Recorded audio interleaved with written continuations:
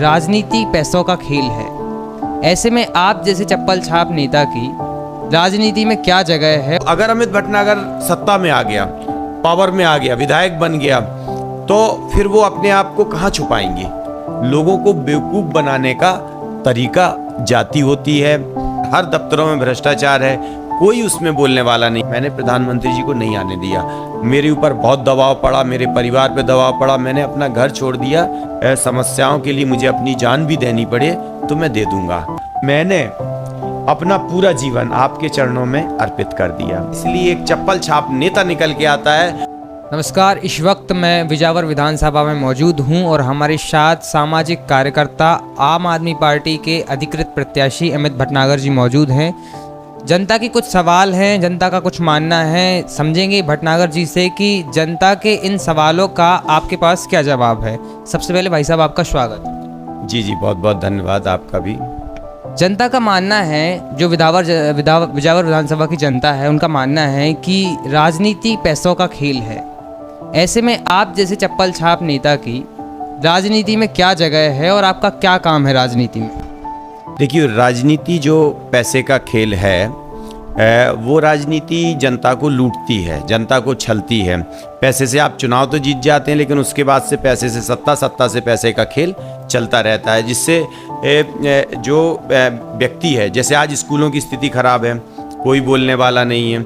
आज अस्पतालों की स्थिति खराब है, कोई बोलने वाला नहीं है। किसानों को बिजली नहीं मिल रही है, खाद नहीं मिल रही है, बीज नहीं मिल पा रहा है, भ्रष्टाचार, हर दफ्तरों में भ्रष्टाचार है, कोई उसमें बोलने वाला नहीं है। क्यों? क्योंकि लोग पैसे से चुनाव तो जीत गए।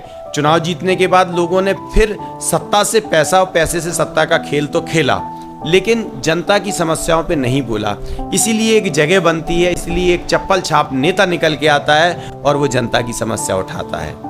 आपका विजन तो मजबूत है, इसी कारण से आपको लोग चाहते भी हैं। आप समाज में काम भी करते हैं और अंतिम श्रेणी में खड़े व्यक्ति का सपोर्ट भी करते हैं, उनकी अधिकारों की लड़ाई भी लड़ते हैं।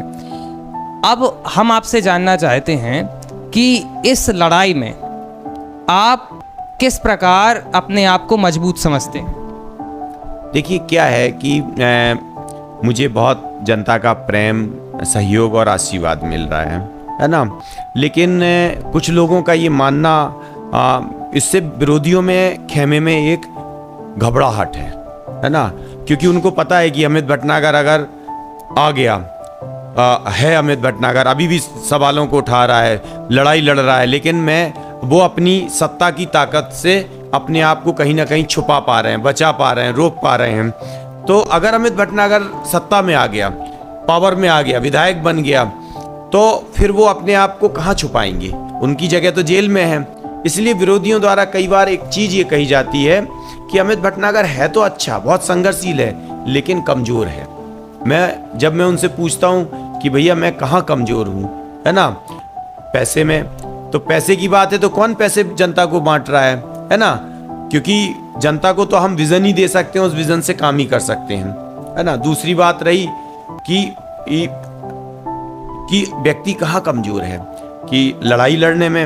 अरे अगर लड़ाई की बात है तो जब कोई मुख्यमंत्री जी भी, यहाँ के मुख्यमंत्री भी जब आते हैं तो पहले मुझे गिरफ्तार, नजरबंद कराया जाता है, उसके बाद यहाँ इस क्षेत्र में वो आ पाते हैं। जो बताता है कि आप एक मजबूत सामाजिक कार्यकर्ता भी हैं और सभी की जन समस्याओं की जो आवाज़ है वो प्रमुखता से उठाते हैं। हाँ, मतलब मेरा ये प्रयास है। मैं छोटा मोटा कोई बहुत बड़ा वो तो नहीं हूँ, लेकिन हाँ, जनता का जब मैं समस्या देखता हूँ, उनका दुख देखता हूँ, तो मुझे लगता है कि समस्याओं के लिए मुझे अपनी जान भी देनी पड़े तो मैं दे दूंगा।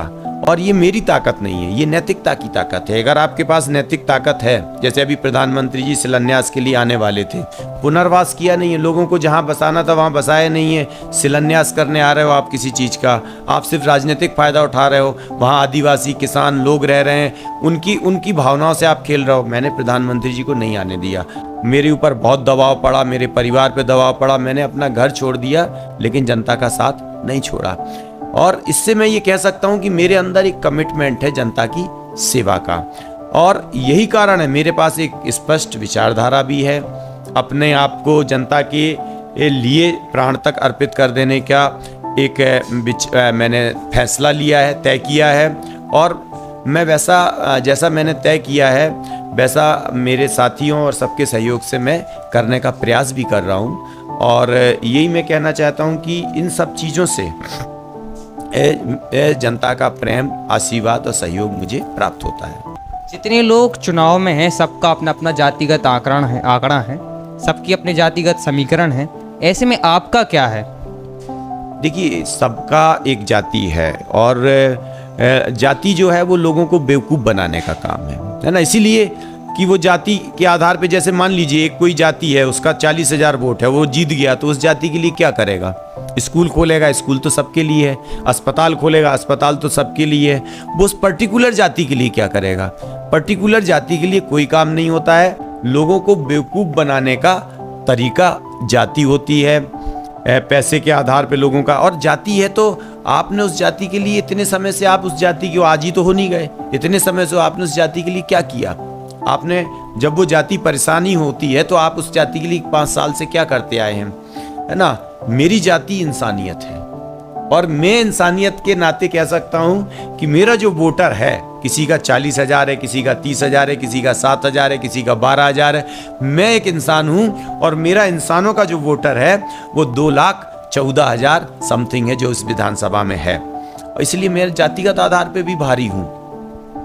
अगर जनता आप पर विश्वास जताती है, आपको विधानसभा में पहुंचाती है, तो विजावर विधानसभा की किन समस्याओं को आप प्राथमिकता से लेंगे? देखिए, जनता जैसा कि विश्वास मेरे ऊपर जता रही है और मुझे लग रहा है कि जनता मुझे जिताएगी और भोपाल भेजेगी। मैं जनता के लिए पहला काम तो ये करूँगा कि मैं जनता के बीच में ही रहूँगा और उनकी समस्याओं के लिए पूरी विधानसभा में घूमूंगा, रहूँगा। सबसे पहली समस्या जो मैं समझ पाया हूँ स्कूल है, शिक्षा है। उसके लिए मैं पूरे प्राणपण से, एक एक स्कूल, वहाँ बिल्डिंगें, शिक्षक, लाइट, पंखा, मैं अपनी विधायक निधि जनता से भी सहयोग लूँगा, सरकार से भी सहयोग लूँगा। ज़रूरत पड़ी तो लड़ूंगा, ज़रूरत पड़ी तो मुख्यमंत्री के वहाँ पे भी मैं विधानसभाओं को भी, अगर मेरी मांगों को नहीं माना गया तो मैं विधानसभाएं भी नहीं चलने दूंगा, अकेले हिला दूंगा विधानसभा को। और भी मेरी पार्टी के अपने साथियों का और भी युवाओं का, शिक्षा के लिए काम करने वाले लोगों का सहयोग लूंगा। दूसरा, स्वास्थ्य की स्थिति भी बिजावर में बहुत दयनीय है। स्वास्थ्य में मैं लेडीज डॉक्टर हुआ, अस्पतालों में डॉक्टर, अस्पतालों में सुविधाएं, और मरीजों को ये नहीं छतरपुर भेज दिया, इधर भेज दिया, यहीं पे इलाज हो। छोटे छोटी सी गांव में जहां पहुंच नहीं है, भले वो गांव छोटा सा है, लेकिन अगर पहुंच नहीं है, ढौड़न, खरियानी, पलकुआ पहुंच विहीन है, तो डॉक्टरों को वहां शिफ्ट करूंगा और वहीं पे इलाज हो सके, इन लोगों को दूर नहीं जाना पड़े। और शिक्षा, स्वास्थ्य, पानी, सिंचाई के छोटे छोटे से बांध और डैम बनाऊंगा जिससे किसानों को सिंचाई की व्यवस्था मिले। बिजली जो है उनको पर्याप्त बिजली मिले, दिन में बिजली मिले और पर्याप्त बिजली मिले जिससे वो अपने काम कर सकें। लघु उद्योग, युवाओं को रोजगार, जो ये अपना वन आधारित उद्योग हैं, इनको मैं बहुत ज़्यादा बढ़ावा दूंगा। कृषि उत्पाद हैं, इसकी मैन्युफैक्चरिंग हो, नई नई तकनीकियाँ यहाँ आए, छोटे छोटे से उत्पाद यहाँ बने। गृह उद्योग, कुटीर उद्योग, लघु उद्योग, इस पे मेरा, और वन आधारित उद्योग जो है, इस पे मेरा विशेष दृष्टि रहेगी। सरकार की जो सब्सिडी खा रहे हैं लोग इधर उधर, सरकारी योजनाएं, सरकारी दफ्तर जो कि लूट तंत्र बने हैं, भ्रष्टाचार तंत्र बने हुए हैं, इन सब को मैं उन दफ्तरों के सामने ही बैठा करूंगा और जनता के साथ कैसा व्यवहार हो रहा है मैं खुद ये देखूंगा। और जनता को, वो जनता मालिक है, मालिक बन के रहे। और ग्राम सभा, गांव में ग्राम सभा हो, ये भी मेरी कोशिश रहेगी। और भी छोटी छोटी सी चीज़ें मैं जनता के साथ पूछूंगा। आंगनबाड़ियाँ हैं, बुजुर्ग जन हैं, जो हमारे बुजुर्गों के लिए, युवाओं के लिए चर्चा हो, वैचारिक चर्चाएं हों, महापुरुषों के आधार पे चर्चाएं हों। अभी गंदी चर्चा, जुआ खाना खुला हुआ, हर जगह जुआ खेल रहे हैं, दारू खाना खुला हुआ है। वहाँ पे व्यायामशाला खुले, वहाँ पे पाठशाला खुले, वहाँ पर वाचनालय खुले, अखबार आए, गांव में अखबार पढ़ें युवा, महापुरुषों की किताबें रखी रहें, महापुरुषों की किताबें पढ़ें युवा। ऐसे बहुत सारे सपने मेरे मन में हैं जिन्हें मैं पूरा करना चाहूँ। तो आप बिजावर विधानसभा की जनता से क्या अपील कहेंगे? मैं बिजावर की जनता से एक ही अपील करूंगा कि मैंने अपना पूरा जीवन आपके चरणों में अर्पित कर दिया। मुझे ना व्यक्तिगत अपने लिए कुछ करना है, ना अपने परिवार के लिए कुछ करना है।